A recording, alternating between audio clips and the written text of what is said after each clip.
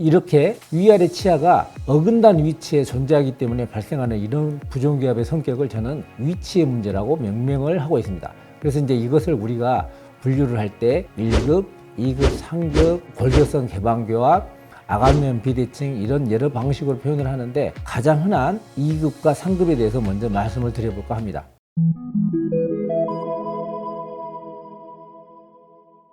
먼저 측면에서 봤을 때 이렇게 가운데에 있는 사진이 1급이라 하는 표준이 맞는 것으로 제가 가정을 했을 때요. 2급은 이렇게 위턱에 대해서 아래턱이 뒤로 들어가 있는 상황. 이 상황이 2급이 되는 거고요. 이런 사람들은 우리 개그 프로에서 한때는 갈갈이 패밀리 이렇게 표현을 했었죠. 3급은 이런 상황에서 아래턱이 약간 이렇게 앞으로 나와서 물리는 이런 상황. 이 상황이 3급 부종기압이 됩니다. 보통 이런 사람들을 우리 일반인들께서는 주걱턱 이렇게 표현들을 하시죠. 그런데 하악이 크면 하악이 앞으로 위치하게 되고 하악이 작으면 하악이 뒤로 위치하게 된다는 이런 골격적인 위치적인 문제를 이야기를 합니다. 그러니까 하악이 커서 문제가 아니라 하악이 크기 때문에 앞으로 밀려 나와서 위치적 문제가 발생을 하게 된다라고 하는 것이 되는 거고요. 그러면 성장기 어린이에 있어서 이 문제에 빨리 접근을 하면 3차원적으로 우리는 그 문제를 정확하게 수정할 수 있는가라고 물어봤을 때 그렇지 못하다라고 하는 것이 현실적 한계이고, 그러면 제가 가장 궁금해하시는 상급 환자를 예를 들어서 설명을 해드려 보도록 하겠습니다. 이런 상급 환자가 있는데 조금 전에 말씀드렸다시피 아래턱이 앞으로 나와서 만들어지는 부종기압이거든요. 이렇게 상당히 많이 위쪽 앞니하고 아래쪽 앞니가 많이 떨어져 있게 되는데, 이런 정도의 부종기압을 갖고 있는 환자들의 경우에도 어렸을 때는 우리 부모님들께서 뭐라고 하냐면, 이렇게 심한 환자들도 어렸을 때는 얘가 이러지 않았다 이렇게 얘기들을 많이 하세요.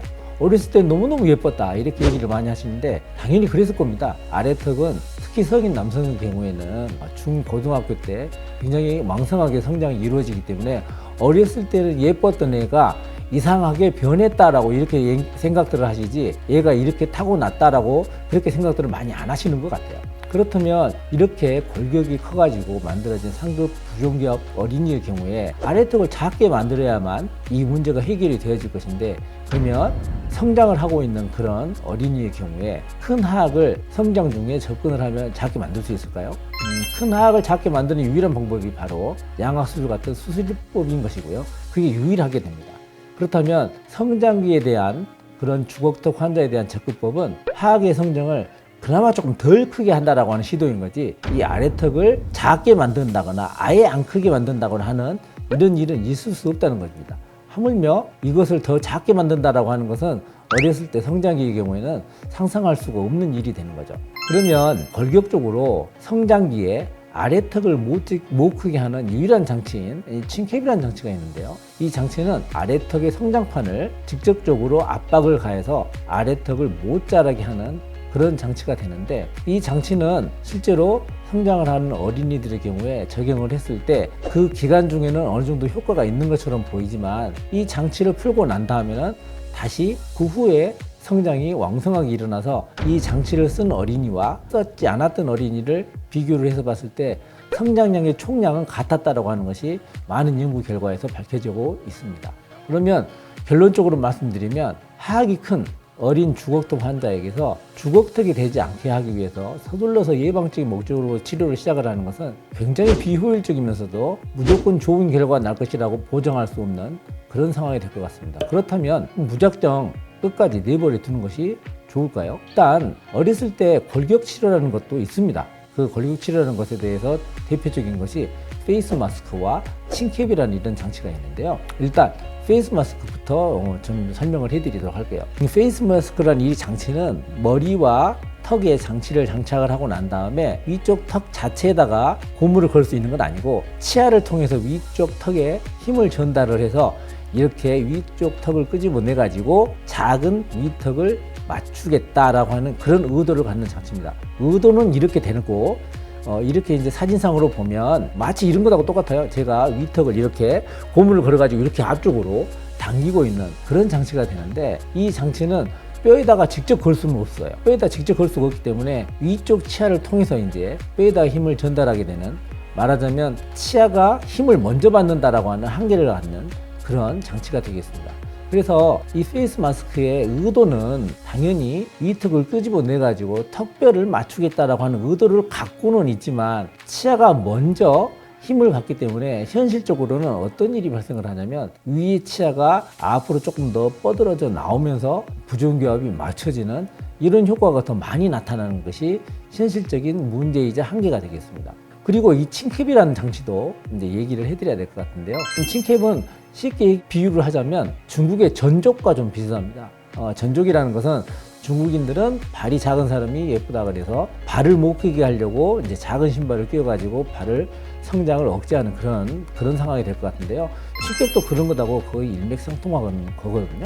근데 문제는 신발이야 24시간 끼워놓을 수도 있겠지만 이 칭캡이란 것은 얼굴에 끼워져 있는 부분이고 그 다음에 또 밥을 먹고 살아야 되고 턱 관절에 대한 부담도 있고 하기 때문에 24시간 끼울 수도 없고 성장이 다 끝날 때까지 10년 넘게 할 수도 없는 부분이 되는 거죠. 그렇기 때문에 나중에 이제 치료의 한계점으로 작용을 하게 되는 겁니다. 그래서 칭캡의 의도도 보면 아래턱을 못 자라게 해서 이렇게 다른 부분이 커서 이렇게 부종교합이 맞춰지게 된다라고 하는 이런 의도를 갖고는 있지만 이런 일은 절대로 발생을 하지 않고요. 오히려 어떤 효과가 먼저 나타나 버리냐면 이 칭캡이라는 장치의 턱 부분에 얹어져 있는 커브 보면 커브이 이렇게 이 부분을 둘러싸고 있기 때문에 아래쪽 치아의 뿌리 부분 쪽을 이렇게 자연적으로 뒤로 누르는 효과가 발생을 하게 됩니다. 그렇기 때문에 턱이 성장을 억제하기 이전에 아래쪽 치아가 이렇게 눌려서 뒤쪽으로 넘어 들어가게 되는 이런 상황이 발생을 하게 되는 거고 결국은 이러한 효과 때문에 쓴 지 얼마 안 돼가지고 거꾸로 물리던 아랫니가 아래쪽 치아가 위쪽 치아보다 뒤쪽으로 들어가면서 부모님들이 보시기에는 굉장히 좋아졌다라고 하는 느낌이 만들어지기는 되는데 그게 골격적 효과가 아니라 치아의 효과에 의한 부분이 가장 크다는 것이죠. 그러면 어렸을 때 하는 이런 골격 치료는 수술을 예방해 보려고 하는 치료일 것인데 이러한 골격 치료의 효과가 순수하게 골격의 변화를 만들어내는 것이 아니라 골격보다는 먼저 치아의 효과가 먼저 나타나게 된다는 것이 문제가 되는 거고 그렇다면 이 치아의 효과라는 것이 무엇을 뜻하는 것인지 그림을 통해서 좀 설명을 해드려 보도록 하겠습니다. 이렇게 주거통 환자들의 경우에 위쪽 치아가 앞으로 나오게 하고 아래쪽 치아가 뒤로 들어가게 하는 것, 위쪽 앞니와 아래쪽 앞니의 각도가 서로 역전되게 만드는 것, 이게 교정 효과의 가장 큰 부분이 되는 거고요. 턱은 들어가지 않는다라고 하는 것이 치료의 한계가 된다고 말씀드렸었는데요. 이렇게 골격 치료라고 한다 하더라도 실은 치아의 효과가 더 쉽게 나타나게 되고 이런 치료는 문제는 나중에 다시 재발했을 때 더 심각한 문제를 초래를 한다는 것이죠.